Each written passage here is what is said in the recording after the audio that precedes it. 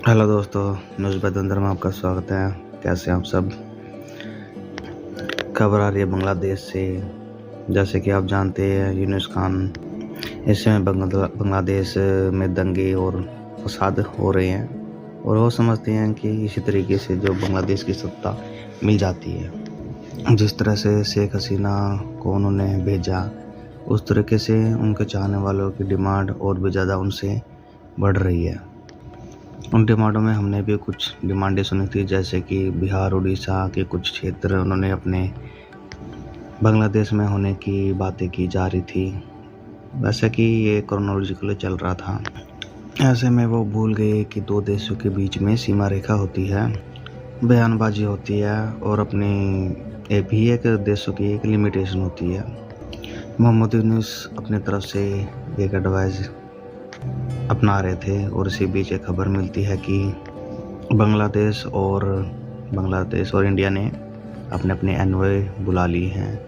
इधर आओ, ज़रा बैठ के बातचीत करते हैं। ऐसे में बात बड़ी ये बनती है कि ऐसा क्या होगा कि दोनों देशों ने अपने अपने एनवॉय को बुलाया कि इधर आइए, बातचीत करनी है। तो क्या मामले बिगड़ रहे हैं क्या? ऐसे में जो मामले जो है फेंसिंग को लेके बिगड़ रहे हैं। ऐसे में ये प्रतीत होता है कि दोनों देशों की सीमाओं को लेकर विवाद हो रहा है, जिसमें फेंसिंग की ही घटना सामने आ रही है।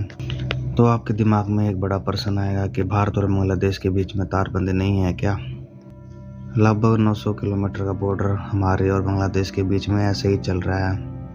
उनके बीच में कुछ नहीं, कोई बाड़ेबंदी नहीं, ऐसा ही चल रहा है। इसी कारण से बांग्लादेश से बहुत से भारत में घुसे आते हैं। बीएसएफ की चौकियाँ भी है, निगरानी रखने के लिए है बीएसएफ, लेकिन कुछ भी उगचुग होती है तो इतनी सारा फिल्ट्रेशन होती है कि 900 किलोमीटर तक का जो एरिया है वो खुला ही है, बिना बाड़बंदी के हैं, जिसमें उनको निगरानी रखने में बहुत ज़्यादा दिक्कतों का सामना करना पड़ता है।